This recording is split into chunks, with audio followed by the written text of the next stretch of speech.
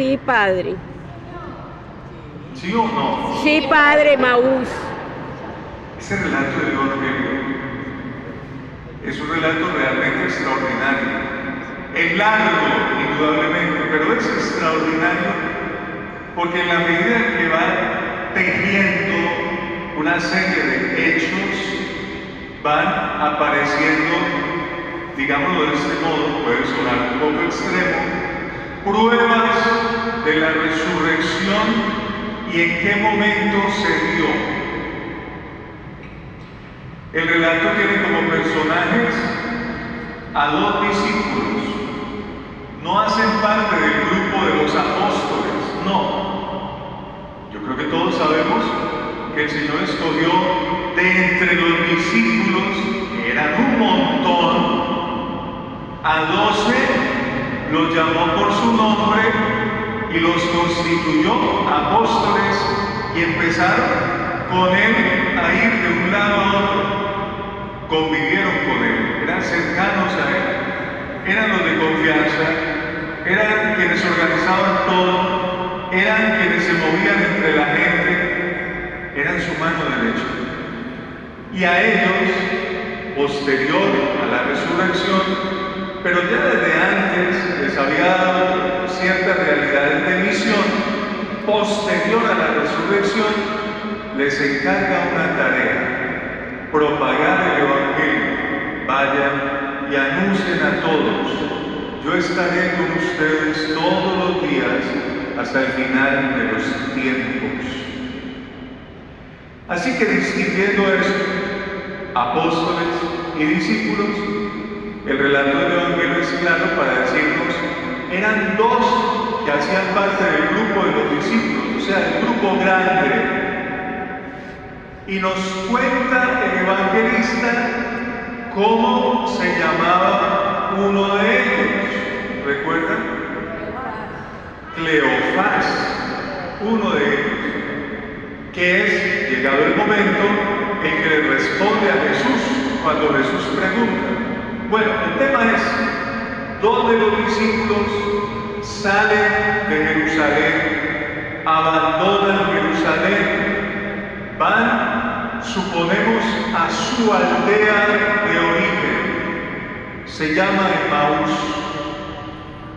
Está distante, según el relato, unos 60 estadios. Para que nos imaginemos el área de un estadio y pongamos 60 estadios en línea para más o menos identificar cuál es la distancia entre Jerusalén y Emaús. Iban conversando. ¿Y de qué hablaban? De todo lo que había ocurrido, de lo que habían vivido. Esos días que habían subido ellos también a Jerusalén para celebrar la Pascua y para encontrarse con Jesús, que había llegado a lo mismo. No sabemos muy bien, pero supongamos que también estos estaban el domingo en Jerusalén, cuando Jesús fue recibido como rey. Y estando con la intención de celebrar la Pascua, tuvieron que permanecer en la ciudad, tanto que fueron testigos del juicio y de la ejecución de Jesús. Así que lo que sucede con estos discípulos es que están decepcionados, no de Jesús, de todo lo que han vivido. Quizá hay una expresión que puede recoger mucho mejor la experiencia de los dos discípulos y que está muy de moda entre nosotros. Así como años atrás se puso de moda la expresión estrés. Todo el mundo andaba estresado. Uno iba al médico y el diagnóstico era estrés. Ahora la expresión de moda es... ¿cuál? Intensa. ¿Cuál? Pensemos un poquito. Tóxica, intensa. Ansiedad. Algo que pueda engancharse a la decepción. Depresión. Depresión. Ahora todo el mundo anda depresivo. Uno va al médico y usted tiene depresión. Antes era estrés. Pues bueno, los discípulos están deprimidos, van tristes y van recordando todo lo que vivieron, conversando entre ellos. Y uno puede imaginarse eso muy fácilmente. Y bastaría con recordar alguna experiencia propia cuando uno sale con alguien y toma algún tema para poder hablar. Y uno conversa sobre eso y hace lucubraciones sobre eso. Y en fin, aparece un forastero, le sigue los pasos a los dos discípulos, luego camina junto con ellos, se mete en la conversación de los discípulos y les preguntan: a ver, cuéntenme, ¿de qué vienen hablando por el camino? Y uno de ellos, ambos se sorprenden, pero uno de ellos se detiene y lo mira y le dice: ¿cómo así? ¿Eres tú el único forastero en Jerusalén que no estás enterado de lo que ha ocurrido aquí? Y él pregunta: ¿y qué fue lo que ocurrió? Y entonces le responden ampliamente. Lo de Jesús en Nazaret fue un profeta poderoso en obras y palabras ante Dios y ante el pueblo. ¿Cómo fue que lo entregaron los sumos sacerdotes y nuestros jefes para que lo condenaran a muerte y lo crucificaran? Nosotros esperábamos que Él iba a liberar a Israel, oído eso, pero con todo eso, ya estamos en el tercer día desde que esto sucedió. Eso que acabo de decir es una prueba de cuándo sucedió la resurrección. Ellos mismos dicen: ya estamos en el tercer día. Y al inicio del Evangelio se nos informaba: aquel mismo día, el primero de la semana. Y ese es el tercer día. Cuando celebramos la vigilia pascual, decíamos: miren todo lo que hemos vivido en estos días de Semana Santa. El jueves celebramos la pasión del Señor, el viernes su crucifixión, y ya estamos celebrando la resurrección. Y el credo dice, como lo retrata el discípulo: creemos que resucitó al tercer día. Y cuando uno hace cálculos mentales dice: ¿cómo así? Pero si ayer en la tarde viernes, estoy hablando del Viernes Santo, celebramos o conmemoramos la muerte del Señor, y hoy sábado en la tarde, anocheciendo, ya estamos empezando la vigilia para celebrar la resurrección. Entre ayer y hoy no han pasado 3 días. Pero de acuerdo a la cultura judía, sí. Porque para los judíos el día empezaba cuando se ocultaba el sol. Ahí empieza el día. Para nosotros no, para nosotros cuando se parte a medianoche. Así que, volviendo al Viernes Santo, Jesús es crucificado y, según el Evangelio, muere a la hora nona, es decir, a las 3 de la tarde del viernes. Ese es el primer día.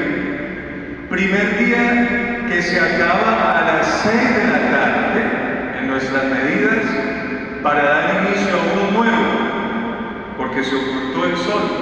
Se ocultó el sol, quedó atrás el primer día, empezó el segundo. Y ese segundo día avanza completo, es decir, viernes 6 de la tarde, avanza hasta el sábado, cuando vuelva a ocultarse el sol, 6 de la tarde, y empieza el tercer día. Por eso las vigilias pascuales no pueden celebrarse antes de las 6 de la tarde del sábado, pero después de las 6 de la tarde sí, porque ya hemos empezado el tercer día. Así que ellos mismos dicen, el día de la resurrección, domingo, regresando de Jerusalén, empiezan a decir, ya van 3 días desde que todo esto sucedió. Y luego le cuentan al forastero otra cosa. Es cierto que unas mujeres de nuestro grupo, es decir, también discípulas, fueron al sepulcro muy temprano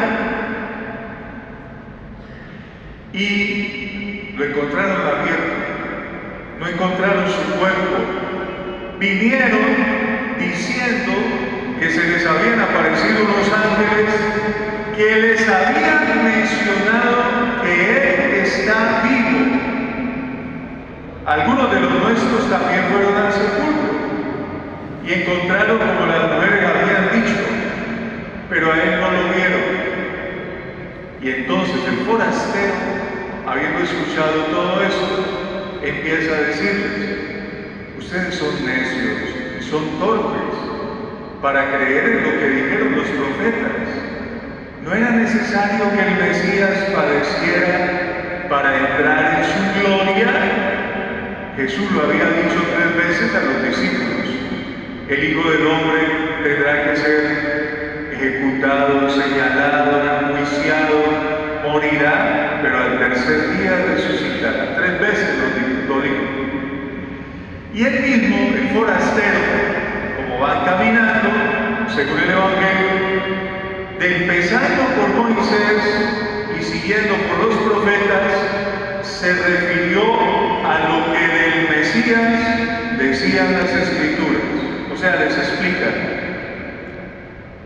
Cae la tarde. Eso nos hace suponer que cuando salieron de Jerusalén hacia Emaús, ya había pasado el mediodía.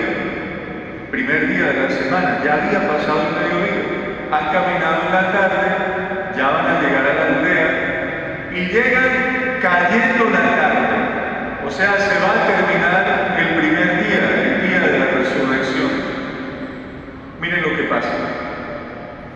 Cuando llegaron a la aldea, el forastero hizo ademán de seguir adelante y ellos le dijeron, no, quédate con nosotros, porque es tarde, el día ya va cayendo. Es un signo de hospitalidad, clarísimo. Pero también, cuando tuvimos la ocasión de reflexionar este Evangelio, decíamos, era apenas lógico que en la noche nadie transitara por esos caminos. Los caminos eran peligrosos y era impensable que una persona, entiéndase, sola, se atreviera a ir de noche por un camino. Casi siempre se movían de lugar a lugar, en grupo, en caravanas. Solos no, era muy peligroso y más de noche. Quédate con nosotros. Así que entró con ellos, se sentaron a la mesa, tomó el pan, pronunció la bendición, lo partió, se lo dio, y cuando eso pasó, a ellos se les abrieron los ojos y lo reconocieron. Pero tan pronto lo reconocieron, desapareció. Así que lo reconocen y se alegran, desaparecen y se asustan. ¿Qué es lo que está ocurriendo? Y miren lo que pasa, una cosa, digámoslo, no tan comprensible. Hace un rato le acaban de decir al forastero, de noche no, los caminos son peligrosos, no puedes seguir adelante, quédate con nosotros. Y cuando lo reconocen y desaparece de su vista, ahora son ellos quienes deciden volver de inmediato a Jerusalén, de noche, por el camino, haciendo el retorno. Inmediatamente se dijeron, es verdad que mientras Él nos habló por el camino ardía nuestro corazón, Cuando nos explicaba las Escrituras, ardía nuestro corazón. Se levantaron y regresaron a Jerusalén. Llegan a Jerusalén de noche, se encuentran con los 11 para compartir lo que les acaba de ocurrir, porque no se lo pueden callar, hay que contarlo de inmediato para ratificar que lo que las mujeres habían dicho sí era cierto, y se encuentran con que también en el grupo de los 11 estaban diciendo: el Señor ha resucitado. Se apareció ya a Simón, Simón ya lo vio, y ahora ellos vienen a contar que también lo han visto. Contaron lo que les había pasado por el camino y cómo lo habían reconocido al partir el pan. Este evangelio es largo. 3 cositas que nos pueden quedar como enseñanza. 3 que yo miro, pero habrá muchas otras que seguramente descubrirán. Primera, esas depresiones nuestras son levantadas si aprendemos a descubrir al resucitado en nuestra vida. Sí, Padre. Depresión es todo. Los problemas, las realidades difíciles, lo que nos causa dolor de cabeza, angustia, lo que no imaginábamos.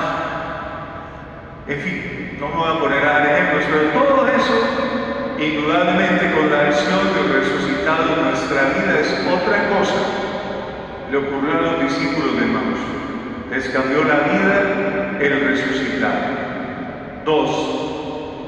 Lo que hace Jesús es manifestarse a ellos, explicándoles las Escrituras y partiendo el pan. Todos los días en la iglesia hay un nuevo Emaús.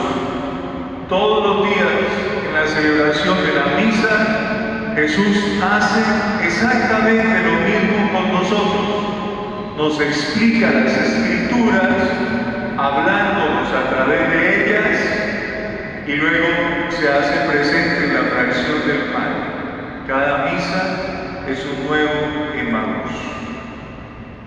Y tercero, hay una frase extraordinaria de los discípulos cuando Jesús intenta seguir adelante. Ellos no saben que es Jesús. Quédate con nosotros. Eso tiene que ser una oración que brote del corazón de cada uno. Cristo resucitado, quédate con nosotros. Papa Benedicto XVI, estoy terminando con esto, cuando visitó Aparecida, Brasil, y se encontró allí con todos los obispos que asistían a esa conferencia de Aparecida, construyó una oración hermosísima que se llama así: quédate con nosotros. Voy a recitar un par de esas menciones de la oración y concluimos la reflexión. Del Papa Benedicto: quédate con nosotros, Señor, acompáñanos, aunque no siempre hayamos sabido reconocerte. Quédate con nosotros porque en torno a nosotros se van haciendo más densas las sombras y tú eres la luz en nuestros corazones, que a veces insinúan desesperanza. Estamos cansados del camino, pero tú nos confortas en la fracción del pan para anunciar que tú eres la vida. Quédate con nosotros, Señor. Ilumina nuestras familias con tus dones, sostenidos en las dificultades con tu presencia. Quédate, Señor, con aquellos que en nuestra sociedad son más vulnerables, los pobres, los humildes, los más pequeños. Tú eres la vida. Quédate en nuestros hogares para que sean nidos donde nazca verdaderamente el amor y podamos sentir tu presencia. Que así sea. Que así sea, Padre Jaime. Creen en